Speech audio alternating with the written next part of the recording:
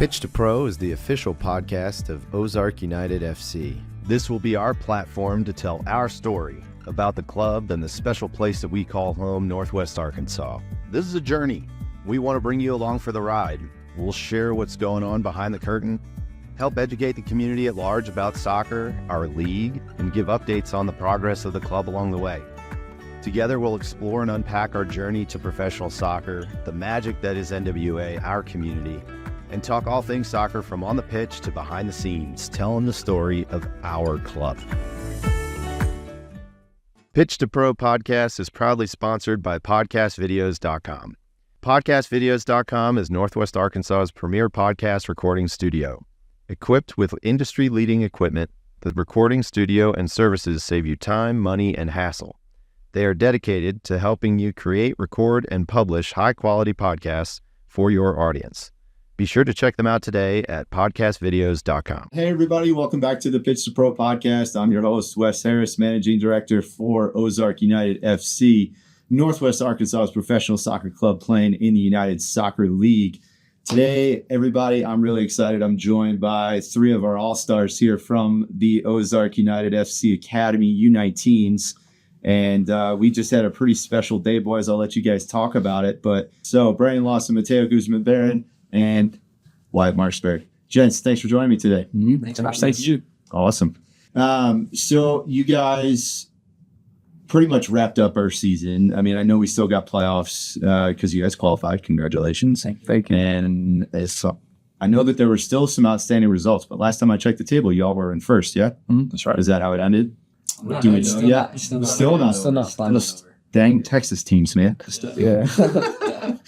But anyway, you're sitting in a really good place. And I think, overall, the program, I would say, even just in general, I think way outperformed like any expectations that anybody had. Yeah. And I think you guys proved that at Fest for sure.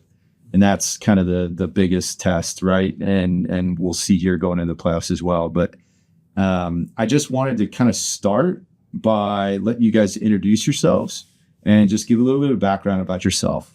Or, how did you find the game? When did you start playing? Kind of your path to OZFC a little bit. So let's start with anybody. Wyatt, go ahead. So my name is Wyatt. I've been playing soccer since, honestly, as long as I can remember. Since my dad's been a coach, Yeah. I've just always been around the game. I started playing in Sound Springs. I played rec for a couple of years. And then I moved over to Sporting when I was, I think, probably 6 years old.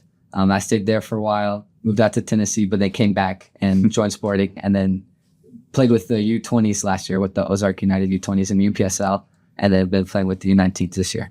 Gotcha. Awesome. I think sort of a similar story for me. I started out with rec ball and then moved to a club called Legends. It's one of the other Northwest Arkansas clubs here. And then after a little bit, I moved to Sporting, and then I was on Wyatt's team. Wyatt, Bennett, it was Brandon. Coach Scott was coaching us. And then I can't remember it's when they moved or whenever COVID, it was one of the two, but I moved to another local club, Prodigy. Mm-hmm. And then whenever they moved back, after about a year after Scott was, I think he was still director or some sort of position like that. I moved back with the 08s and then joined the U19s last year. Yeah. Yeah, mine's pretty simple. Just started at when I was 4, playing with Lightning when they were still a thing before Sporting. And then I've been playing with Sporting ever since Ozark started. Then I moved from Sporting to Ozark. Yeah. So, yeah. The OG. Yeah. It's pretty interesting to hear that two of you guys started out in rec ball, which I love, by the way.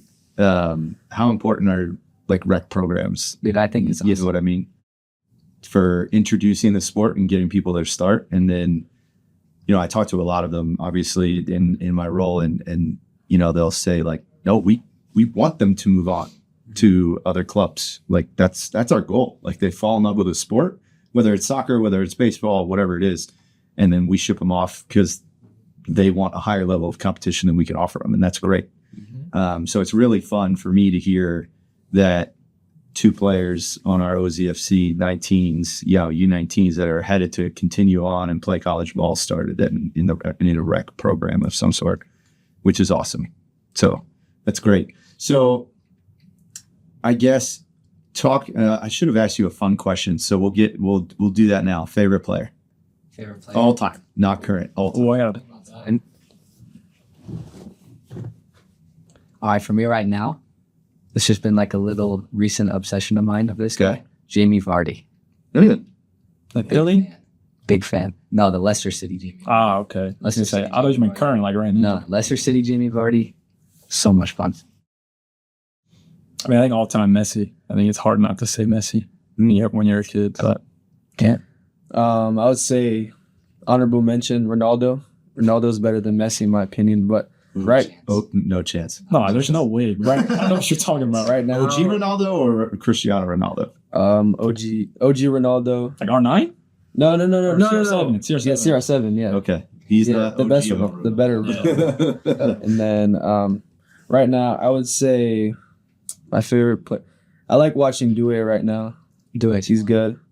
That's my favorite player right now. By you, Wes? Who do I had the most like cult following for was Stevie G. That he was kind of who I was as a player. But the player that I enjoyed the most and probably my favorite player, not associated with Liverpool, is Zizou. Oh, that's a big. He was so incredible to watch especially in his prime, but like just any time, like he's 50 something now and still can ball out. But he was, some of the things that he could do with the ball were just should not be possible. Like they were just magic. So there's that left-footed volley that he took out of the air that's like on all the top 100 goals scored or whatever. And then I watched that game live and it was ridiculous. Crazy. So, but all right, let's talk about OZ, UFC, and the U19. So I think we just had a big celebration and you guys were obviously a part of that. Somebody, I don't care, talk about why we had a celebration, because it's pretty freaking cool. It was our signing day because we sent, I think, 20 players from one team to go play in college. So say that again. 20 players from one team went to sign him, play in college. 20 players from the same team all going to play collegiate soccer at the next level. Yep. That is absolutely unheard of. That's not just here in Arkansas. That's just absolutely unheard of. You just don't find that. And I'm sure that somebody will blow me up in the comments and say, look at this team and blah, blah, blah, and whatever. But they're so few and far between. I've never come across, let's put it that way, I've never come across a team that sent every single player to college. No. You know, there's the mega clubs out there that churn them out, right? And do great things and send them off. But my goodness, to have our first year of MLS Next program and to have you guys kind of leading the way and to set the bar there, you can only go down, guys. So the U17's got some work to do. But how freaking incredible does it feel to know that like you were a part of that team? I think the most incredible part about it is that we've known, whether we've played with them or just known about them, save for maybe 2 or 3 guys, like we've known.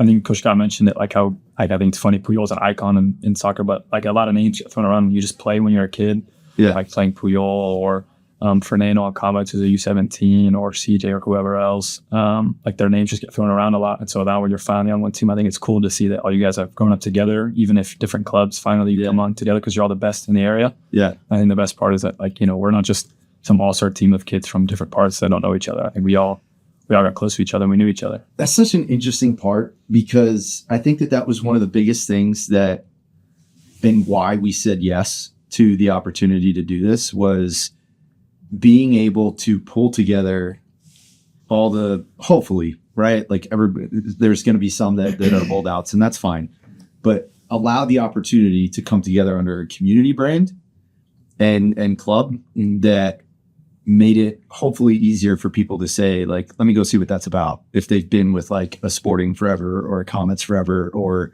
a Prodigy forever, to bring together the area's top talent, because I feel like there were some really good teams and they competed and they went to the Dallas Cup. They did all the cool things, right? But like bringing all you guys together just put it to that next level.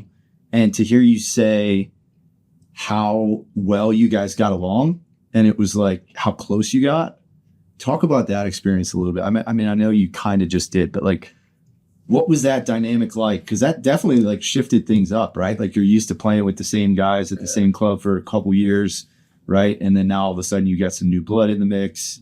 Like talk about that a little bit. Go ahead, Brandon. Yeah, for me, I think I've like known a lot of the guys for me, or if I played against them, or if they've been older than me. So I think for me, it's kind of just like secondhand nature to play with them. But I know for other players like Tino that are coming in from like afar, it's a good experience for them, something new. Mm-hmm. So yeah, I think a big part of it was the trips that we took. Yeah. I mean, being part of this league, you go down to Louisiana, Texas, wherever else. Not just staying in the hotels, but we got those big old charter buses and the vans as well. I know that some of the guys on their posts, they said that their favorite memories were something in the van. I think it's pretty funny how it could be awkward. I mean, 8 guys in a van that didn't know each other 6 months before, then like they're laughing, hooting, hollering, making fun of our coaches and all that. So I think it's pretty cool. Those are just some of the, it's funny how that works, right? Like it's not, oh, we won this game or whatever. It's like, no, it was the bus ride or whatever, or the hotel, late night, whatever, when we weren't supposed to, or, shh, don't tell. No, we never did that. What do you mean? So I think that's awesome that you guys were able to do that. And, watching you guys interact the other night too, it's like very clear that that's a genuine thing. Like you guys were super close. Mm-hmm. So I'm glad to see that we were able to do that, not just from kind of bringing multiple people from different backgrounds together and like it actually working on the field, but also off the field, and then proving that it can work, and then, having the ability to build from there. So that's awesome. I'd love to hear that, because that was one of the things that we're kind of nervous about. Like, you're going to pull these guys together. Are they going to let like the old rivalries die a little bit, right? Because like there was some of that, right? Yeah. And are they going to be able to compete and put that aside and kind of come together as teams? And I think very clearly you guys were able to do that. yeah. I think the closeness actually is, I think, a huge part of why we had every guy go sign. Because in all of the years before, the older age groups, because they were all spread across, like the players with the drive were all spread across different clubs. And so there was never a team that was actually at the oldest age group that could compete anywhere. And since, we had all the guys on one team with that same drive, the desire to go play on, and they were super close, I think it just really helped us, compete all the way through the end. Yeah. And signing up to play for OZFC and the academy, and no matter what age group, it's a different commitment. Right? Yeah. Like, can you guys shed light a little bit on just like, I guess in your own words, what that difference was from your prior years playing and club experience, and like give people an understanding of why it was different, and then why, assuming that you like that, like what did that do for you guys as a group and individual players? Yeah, I can say that for me it was different because we trained 4 days a week, like team get together, and also helped us grow because a lot of us aren't used to training like 4 days a week. We're used to training 3. So yeah, and that helped, and that led us to good results in the games for us. And yeah, I think that was a big thing for me, at least the training. Yeah. I'll say that the resources that we have available to the OZFC and the staff at OZFC were huge as well, with the, the connections of Coach Dean, Coach Kevin, Coach Scott, all of them, like their connections and their knowledge of the game. So that was a huge thing for me, just to be able to always, have someone to go, ask a question about, whether it was recruiting process, whether it was actual game knowledge, whatever it was, just having someone that would have good advice for that. Yeah. I think the biggest difference that I noticed was, I think the name MLS Dice just carries a ton of weight. It sort of got popular now to, I don't want to say not show your emotions, like as a young kid, as a teenager, but it's I guess it's been a trend just to hide your emotions, I guess. And, you know, you go out there, you make a team, and you're supposed to look cool. You're supposed to look, I guess the word people throw out as nonchalant or whatever. But I know that for me, especially, I was like, obviously I was happy. I had, you know, I felt good that I made a team like this. I mean, 19 of the best players in the region. And then I think a lot of other people felt the same way. And, you know, whether, I don't know if there were any other teams that made first of their group, but I know there were a ton of others that were top 3, top 5, or if they didn't have the results go their way, I think they were proud just to have that name, just to know that they were in that sort of like prestigious, you know, the other guys are playing Arkansas State League, but then we're MLS Next, we're going to all these different places. So I think just the name itself sort of amps you up when you think about it, and then when you go play. So No, that's the biggest part for sure. That's cool. And I like, I'll let you talk about it, but you're the thermometer, so the thermostat. So to hear you say, I liked you were the Ethan, you break the mold in not falling into that nonchalance. Like, it's not cool to show your emotions. Right. I can tell that. Just even, I know we've barely met, but I could tell that about you when we were at the event and everything. So, I think that's fun that you guys bring that, you know, like, it's supposed to be fun. You're supposed to be able to show that happiness and that joy, right? Like, I don't think you guys would still be playing if it wasn't fun. That's right. Right. Or choose to continue going on. Right. For sure. So, all right, cool. Well, I think, you know, you guys have done so much together. Talk about probably one of the biggest things I have heard. I wasn't able to go this year, but one of the biggest things that I heard was part of the biggest difference was MLS Next Fest. Talk a little, especially as it relates to getting to the opportunities that came afterwards on, can I continue to play at the next level? Right. Can you guys talk a little bit about, like, what was Fest like for you guys? It was unreal. I mean, just the whole setup of the tournament to begin with was amazing. You know, you play your 3 games, but just to have it at the huge complex, it's like the biggest complex I've seen in my life. Where every single field had games on it, and every single field had coaches watching the game, coaches scouting for things. So, like, just to see while we were playing a game, to, you know, see in the corner there just like 20 coaches sitting there with clipboards and stuff, just watching our game, just an unreal experience. Because before Fest, I don't know if I had one coach at a game ever. And so, like, it was just completely different to see just the sheer number of coaches actually taking interest in that. And so that obviously, you know, that follows up into talks with the coaches after the games.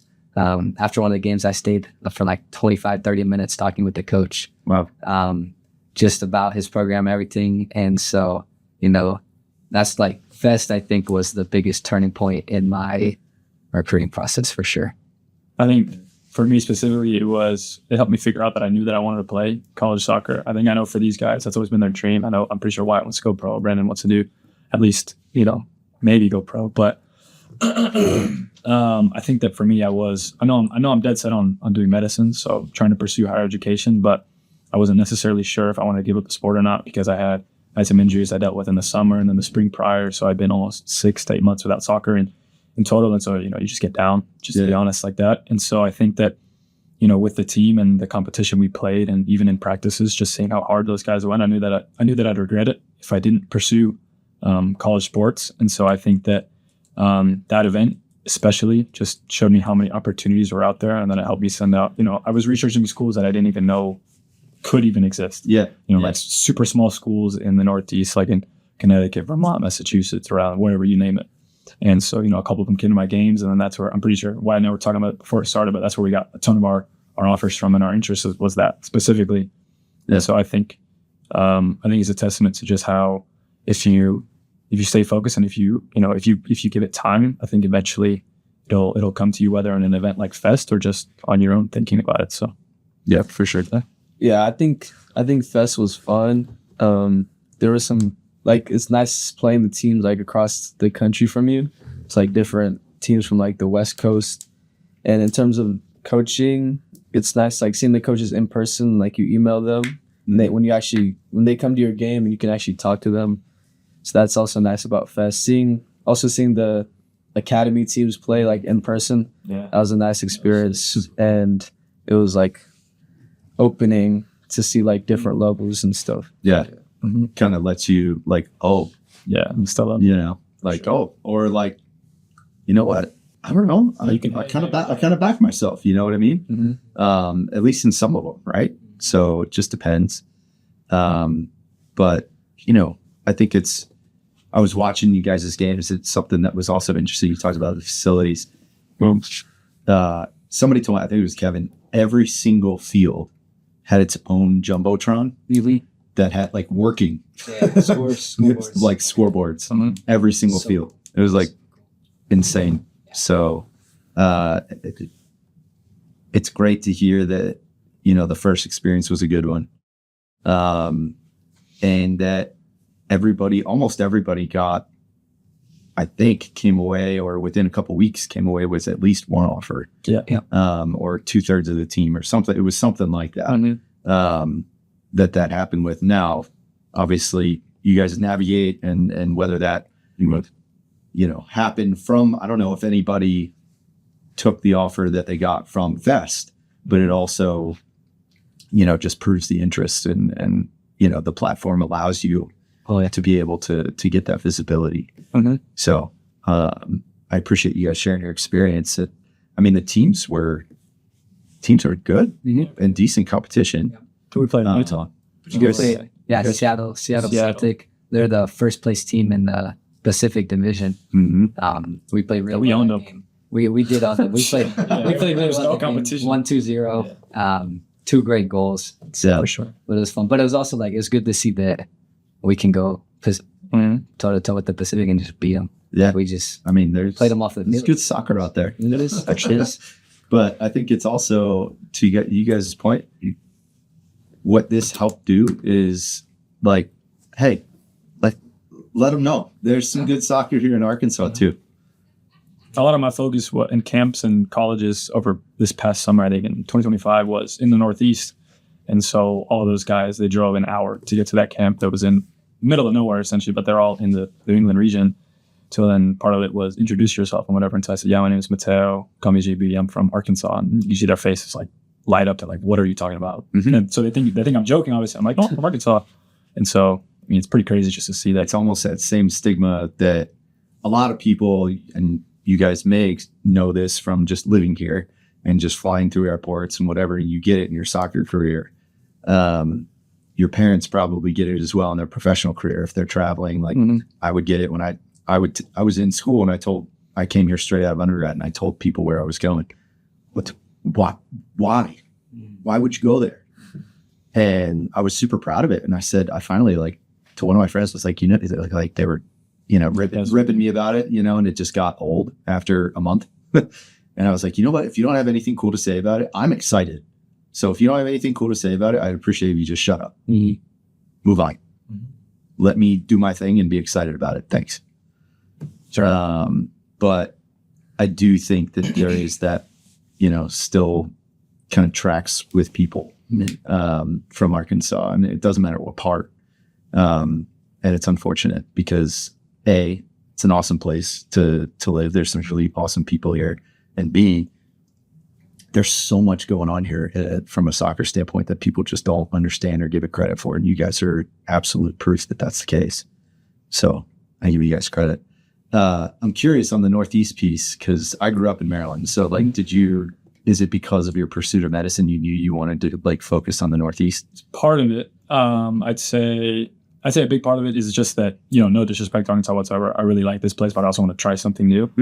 And I've been to the West Coast. Part of my sister was born on the West Coast. I've been there quite a bit. You know, I'm going to miss the warm weather, but I think that a lot of that is that there are countless number of schools up there, not just for medicine, but for whatever else I want to pursue. So if I get a degree in biology or just a bachelor's in science and whatever, then I can go choose to pursue anything, and I'll be right down the road from a lot of schools and a lot of places that can give me opportunities. And I'm going to Albany specifically, which is, you know, a massive city, and I'll be able to get in touch with hospitals there and things like that. So I just think that because that's where, you know, I mean, not a history lesson, but because that's where I guess the U.S. started and whatnot, there's obviously a lot more people. It's a lot more dense. There's just more things there, as opposed to here in the South or in the Midwest. So I think that was a big part of why I went up there. It's beautiful up there. And yes, you're right. There's the density of schools is like shit, nothing I've ever seen in outside of that corridor. Yeah. Of like 6 states right there. Mm. And there's a ton of them. So you'll do just fine. So kudos. Well, thanks guys. I appreciate you guys joining me for this quick chat. And don't worry, we'll have you back. But I appreciate it, guys. Thanks for watching and tuning into this episode of Pitch to Pro. Hope you enjoyed it. Make sure you follow us on Instagram, Facebook, all the major platforms. Check us out on YouTube or at pitchtopro.com or wherever you get your podcast content. Until next time, cheers, Northwest Arkansas. Thanks for joining us on this episode of the Pitch to Pro podcast. Be sure to tune in again in 2 weeks for the next installment. And check out the Stoppage Time series for a recap of today's episode. Be sure to find us at Pitch to Pro on YouTube, Instagram, and everywhere you get your podcasts. Until next time, Northwest Arkansas, cheers.